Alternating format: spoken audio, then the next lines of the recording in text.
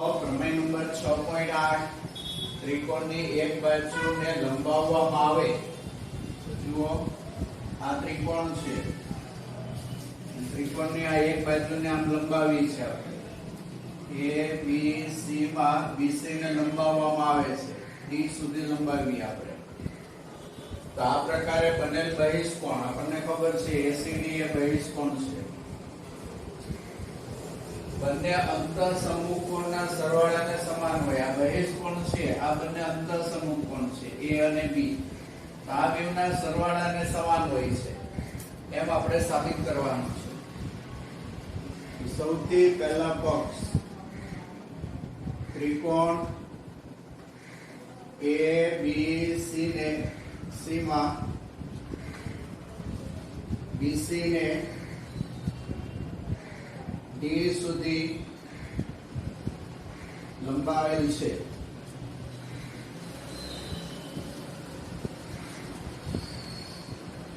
તેથી ખૂણો ACD એ ત્રિકોણ ABC નો બહિષ્કોણ બને છે।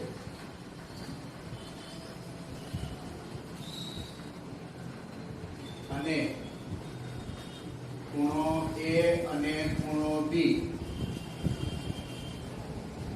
તેના અંતઃ સમૂહ કોણ બને છે।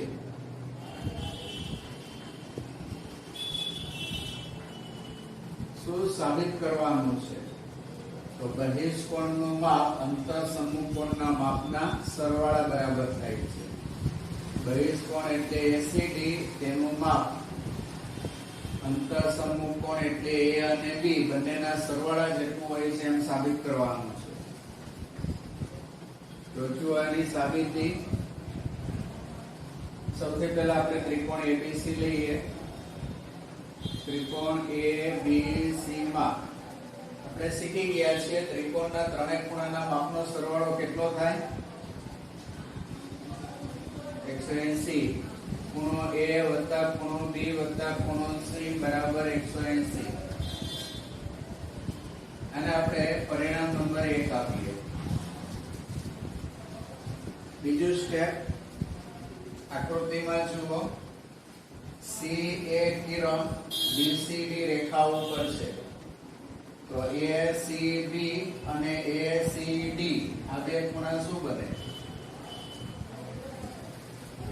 રેખિક જોડના ખૂણા। ઓકે, ખૂણો ACB અને ખૂણો ACD રેખિક જોડના ખૂણા છે, માટે રેખિક જોડના ખૂણાનો નિયમ શું છે?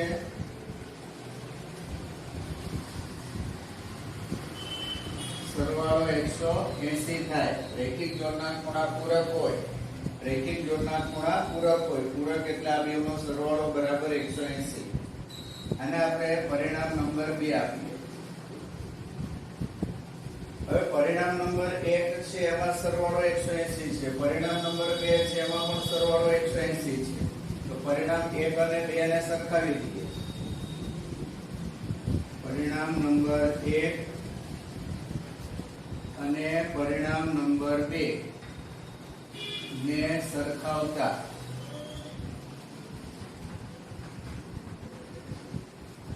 તો ખૂણો A વત્તા ખૂણો B વત્તા ખૂણો C બરાબર ખૂણો ACB વત્તા ખૂણો ACD બરાબર। આ પદ ડાબી બાજુ અને આ પદ જમણી બાજુ, કારણ કે 180 બેવમાં સરખા, માટે આ બંને પણ સરખા। હવે તમે જુઓ, ખૂણો A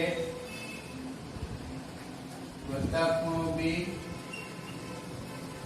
વત્તા ખૂણો C અને ACB એટલે કયો ખૂણો? ACB એટલે C ખૂણો, ખૂણો C અને ACD એમને મેળવા દઈએ તો બંને બાજુ સરખા ખૂણા કેન્સલ થાય તો આ બાજુ ખૂણો c ને આ બાજુ ખૂણો c કેન્સલ. તો પહેલી બાજુનું પદ છે હું આ બાજુ લખું અને આ બાજુનું પદ છે એને સામે લખું. તો તમે જુઓ જે આપણે સાબિત કરવાનું હતું એ આવી ગયું. ખૂણો ACD બરાબર ખૂણો A વત્તા ખૂણો B થઈ ગયું સાબિત. ઓકે, તો આ રીતે આ સાબિત થઈ જશે. ફરી એક વખત જુઓ, એક અગત્યનું પરિણામ ત્રિકોણ ABC માં ખૂણો B અને ખૂણા C ના દ્વિભાજકો O બિંદુમાં છેદે છે. આ ત્રિકોણ ABC છે અને આ ખૂણો B છે એના માટે આ દ્વિભાજક છે. આ જે ખૂણો પડતો હોય તો એમાં આ બે ખૂણા સરખા થઈ જાય. પછી CO કિરણ છે એ CB ખૂણાનો દ્વિભાજક છે એટલે આ ખૂણો છે એના અડધા અડધા થઈ જાય કિરણ દોરો એટલે. અને આ બંને દ્વિભાજકો O બિંદુમાં છેદે છે. તો BOC ખૂણાનું માપ BOC એટલે આ ખૂણાનું માપ 90 પ્લસ 1/3 ખૂણો A થાય. આ ખૂણાનું માપ શોધવું હોય તો 90 માં આ ખૂણાનું અડધું માપ ઉમેરી દો એના સરવાળા જેટલું થાય. માનો કે આ 45 હોય તો 45 ના અડધા કેટલા થાય? 22.5. તો 90 + 22.5 જે થતા હોય એ આ ખૂણાનું માપ થાય.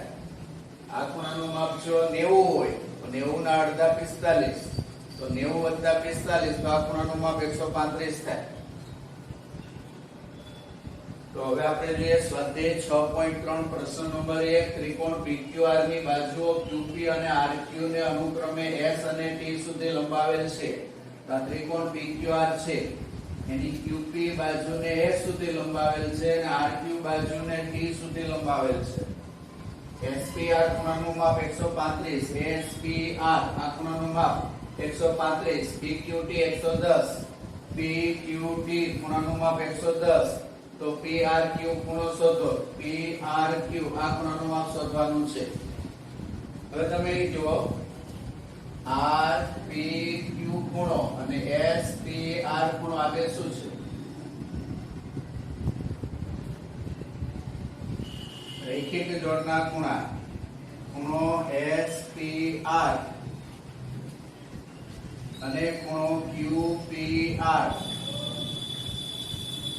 રૈખિક જોડના ખૂણા છે. રૈખિક જોડના ખૂણા કેવા હોય?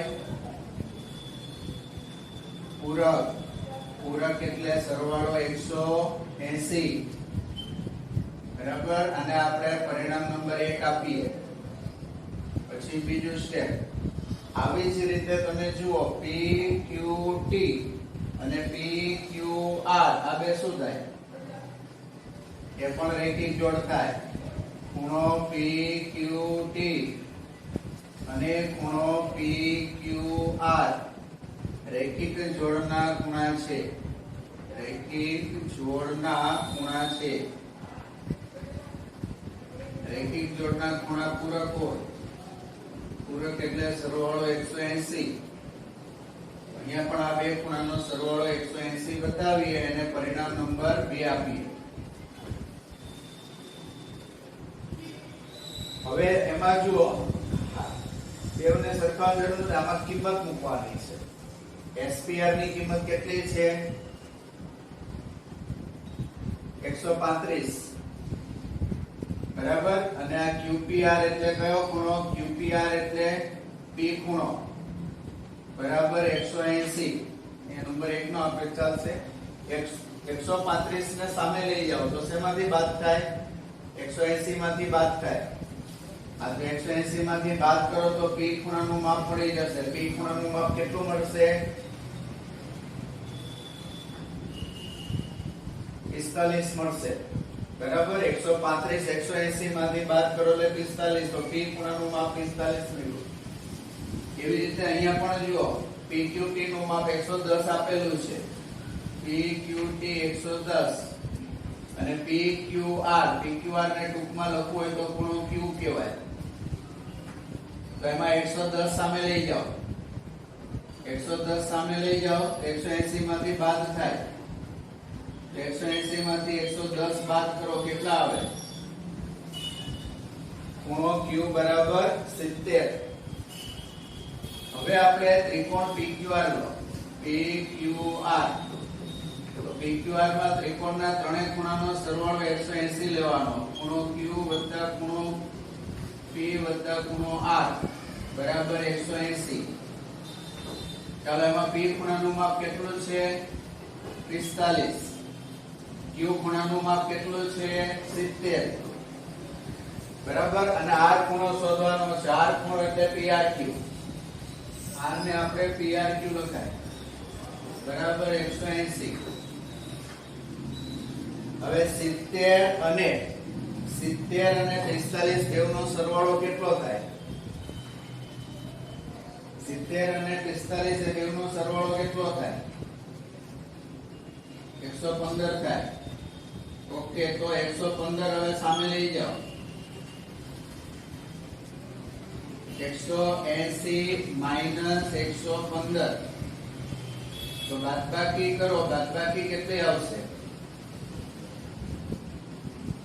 65. 10 માંથી 5 જાય 5, 7 માંથી 1 જાય 6. તો PRQ ખૂણાનું માપ 65 થશે. આપણે PRQ શોધવાનું કીધું તો PRQ આ રીતે મળી જશે. તેના કો XYZ ત્રિકોણ પહેલા આપણે લઈએ. XYZ ત્રિકોણ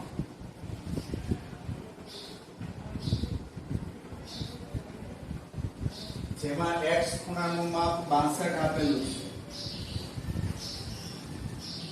XYZ ખૂણાનું માપ 54 આપેલું છે. આ આખો ખૂણો છે. આખા ખૂણાનું માપ 54 આપેલું છે. પછી એમ કીધું છે XYZ અને XZY ના દ્વિભાજકો છે. YO અને ZO એટલે આ દ્વિભાજક અને આ પણ દ્વિભાજક. ધારો કે આ બિંદુમાં O બિંદુમાં છે તે તો YO એનો દ્વિભાજક થશે ખૂણા XYZ નો, અને આ છે ખૂણા Z નો દ્વિભાજક થશે. આ બંને દ્વિભાજક O બિંદુમાં છેદે છે. તો OZY ખૂણાનું માપ કેટલું? OZY આ ખૂણાનું માપ કેટલું? અને YOZ આ ખૂણાનું માપ કેટલું?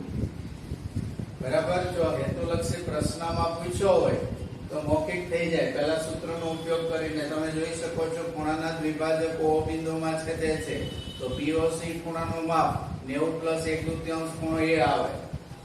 એટલે આ ખૂણા કરતા અડધો ખૂણો છે 90 માં ઉમેરો તો 62 ના અડધા 31 થાય. 31 ને 90 માં ઉમેરો તો 90 + 31 એટલે 121. આ ખૂણાનું માપ 121 આવે. બરાબર. પણ 3 માર્ક ને 2 માર્ક ના દાખલામાં પૂછ્યો હોય તો કેવી રીતે ગણે એના માટે જોઈએ. સૌથી પહેલા આ Z ખૂણાનું માપ શોધી કાઢીએ. ત્રિકોણ XYZ માં ખૂણો X વત્તા ખૂણો Y પ્લસ ખૂણો Z બરાબર 180. X ખૂણાનું માપ 62 આપેલું છે. Y ખૂણાનું માપ 54 આપેલું છે. Z ખૂણાનું માપ નથી આપેલું. તો 2 + 4 એટલે 6. 6 + 5 એટલે 11. 116 થયો સરવાળો. સામે લઈ જાઓ તો 180 માંથી બાદ થાય તો 180 માઈનસ 116 તો બાદબાકી કેટલી આવશે? 10 માંથી 6 બાદ કરો તો 4, 7 માંથી 1 બાદ કરો તો 6, 1 માંથી 1 બાદ કરો તો 0. તો Z ખૂણાનું માપ 64 આવશે. બરાબર. ઓકે. હવે જો આગળ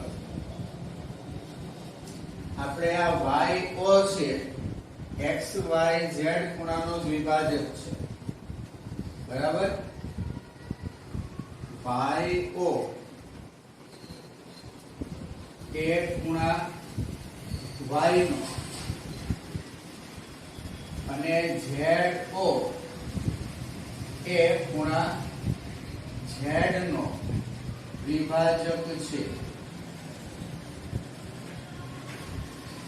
માટે જો તમારે ઓ વાય ઝેડ ખૂણાનું માપ જોઈતું તો એ વાય ખૂણા કરતા આવડતું અને જો તમારે ઓ ઝેડ વાય ખૂણાનું માપ જોતું એનું માપ ઝેડ ખૂણા કરતા આવડતું થાય ઓ વાય ઝેડ ખૂણાનું માપ આપણે જોઈતું હોય તો આ વાય ખૂણો છે બરાબર વાય ખૂણાના માપ કરતા આવડતું થાય અને તમારે જો આ ખૂણો જોઈતો હોય બરાબર તો ઝેડ નો દ્વિભાજક છે તો ઝેડ ખૂણાનું માપ જેટલું આવે એના કરતા આ ખૂણાનું માપ અડધું આવે એટલે ઓ ઝેડ વાય નું માપ 1/2 ખૂણો ઝેડ થાય અને ઓ વાય ઝેડ ખૂણાનું માપ 1/2 ખૂણો વાય થાય તો વાય આપણને ખબર છે વાય નું માપ 54 આપેલું છે તો 54/2 એટલે 27 અને ઝેડ ખૂણાનું માપ આપણે હમણાં શોધ્યું 64 તો 64/2 એટલે 32 બરાબર તો આ એક જવાબ તો તમને મળી ગયો ઓ ઝેડ વાય શોધ એમ કીધું છે તો આપણને ઓ ઝેડ વાય 32 મળે છે હવે આપણે ખૂણો શોધવો છે વાય ઓ ઝેડ તો આપણે આ ત્રિકોણના ત્રણેય ખૂણાના માપનો સરવાળો લેવાનો બરાબર તો જો ત્રિકોણ ઓ વાય ઝેડ માં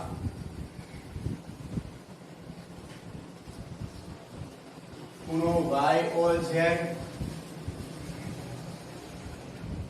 ખૂણો ઓ વાય ઝેડ ખૂણો ઓ ઝેડ વાય બરાબર 180 ત્રિકોણના ત્રણેય ખૂણાના માપનો સરવાળો 180 એમાં y કોલ z નું માપ શોધવાનું છે એટલે એમને o y z ખૂણાનું માપ 27 તો અહીંયા મૂકવાના 27 o z y ખૂણાનું માપ છે 32 તો o z y મૂકવાના 32 બરાબર 180 y o z પ્લસ આ બેવનો સરવાળો કરો 7 ને 2 9 3 ને 2 5 તો ખૂણો y o z બરાબર 180 માઈનસ 59 તો બાદબાકી કરો તો y o z બરાબર 7 માંથી 5 બાદ કરો તો 2 અને 1 કેટલા થયા 121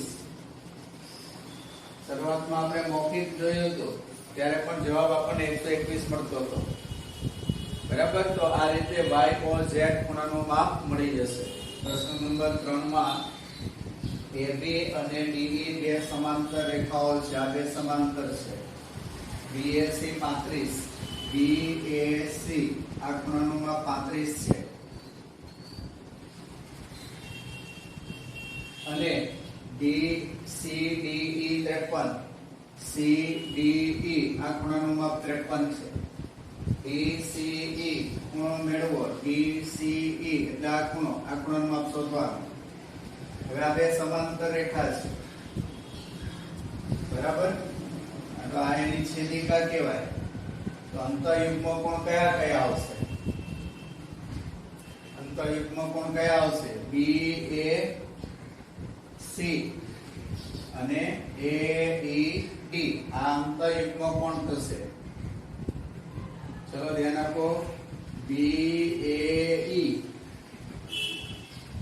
અને ખૂણો AED AB સમાંતર DE ની છેદિકા એ બનતા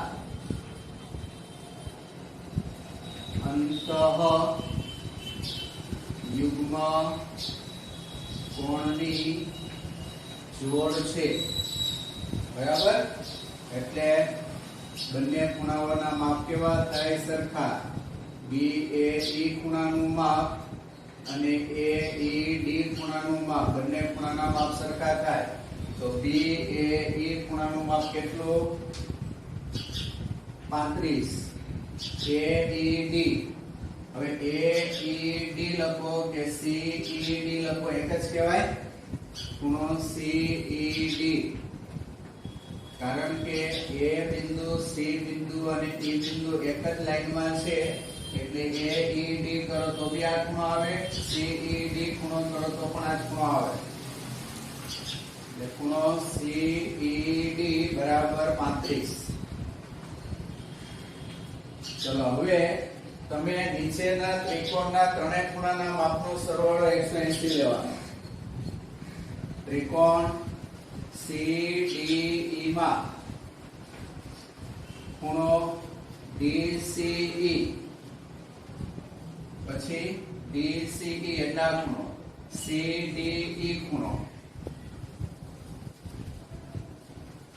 અને CED ખૂણો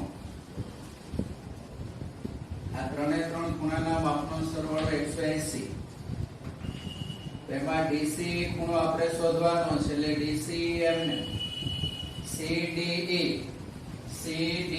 તો આ ખૂણાનું માપ 53 છે એટલે 53 મૂકવાના CED તો CED આ ખૂણો તે ખૂણો આપણે અહીંયા શોધેલો છે 35 બરાબર 180 તો ખૂણો DCE પ્લસ 3 અને 5 8 5 અને 3 8 88 હવે 88 સામે લઈ જાઓ તો 180 માઈનસ 88 તો DCE બરાબર 10 માંથી 8 બાદ કરો તો 2 7 માંથી 8 બાદ કરો તો 9 બરાબર એટલે DCE ખૂણાનું માપ કેટલું આવશે 92 આવશે તો આ રીતે DCE ખૂણાનું માપ મળી જશે